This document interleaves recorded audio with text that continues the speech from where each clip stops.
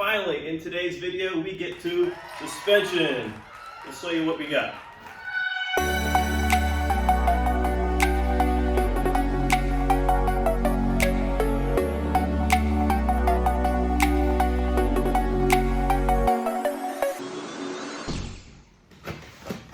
Alright, so what makes selecting the right suspension for this vehicle extremely important? So the first thing we need to do is look back at the modifications that I have already made to this vehicle. So if you may recall, I switched all four corners to aluminum knuckles from a Porsche Boxster S. Now what this did for me was save 12 pounds of unsprung weight in each corner of the vehicle, as additionally giving me the ability to mount the Brembo brakes. So in making these changes, this made the stock MR2 suspension completely inadequate.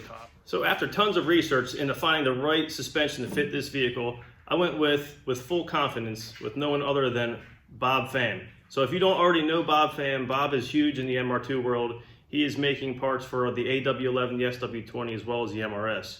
Now most specifically, he is track tuning these suspension kits for the SW20, which is pretty much what I need. Now additionally, these kits that he offers come with swift springs, spherical bearings on all four top hats, as well as camber adjustment plates on all four corners. So without further ado, let's get into the box. All right, open it up here. This thing is nicely packaged. So what we have are, this is the rear struts. You can tell by the 3 bolts it has on the top plate. This kit does come with 4 adjustable end links, which is like unheard of for with most kits you can buy nowadays.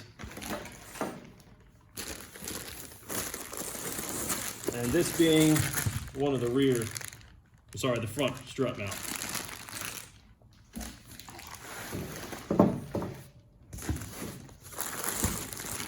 Also in the kit, Bob includes some thread protectant, the little twist knobs to adjust your suspension, as well as spanner wrenches. Here's a better look at the kit, all unboxed and out here on the table. As you can see, this is some really high quality stuff. These top plates are looking good, even marked really well for adjustment purposes. There's a good view right there of the spherical bearing to give you the angle on the top. All 4. Additionally, all of these come with swift springs, and they are all adjustable for a spring rate. So when you order these, you can get the spring rate that you need. I probably am going to have to change the rear set later to account for the weight difference in the back of this thing.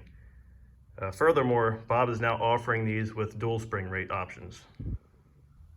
Okay, now it's time for a weight comparison between the OEM suspension and the Bob MR2 suspension. So for this, we're going to be using both rear coilovers for this vehicle. Now the OEM is coming in at 15.4 pounds. And the Bob MR2 suspension coming in just at 10.4 pounds. So that is a 5-pound savings per wheel. Okay, so here's where things get interesting. So this is the Porsche lower knuckle made out of aluminum. And normally in my last version of the original suspension, I was able to recess it through here and do the through clamp right there, which worked out great. Now, assuming I could do that with my new version I got here, obviously we would take the ears off of it. However, the measurement here is way off. This will never fit. So in contrast, the threaded section of this also doesn't fit. So with that in mind, I do have a couple of options. All right, so this difference in measurements gives me a few options. So the Porsche measurement on the actual aluminum knuckle is a 51 millimeter opening. Now the outer, which I intended to use, this has a 58 millimeter width across the top. So now to make this fit inside the Porsche knuckle, there's a 9 millimeter difference. So to do that, I could split the difference and lay this thing down 4.5 millimeters, as well as drill out the aluminum on that one, another 4.5 millimeters to give me that space I need. However, 9 millimeters total is a lot of material that we are now missing. The other option, which I think might be the easiest one to start with, is the threads on this. Now, if I were to tap the threads that match this into the aluminum lower knuckle from the Porsche, I believe This could be still adjustable to where I need it, and then the back side will still clamp it and keep it secure.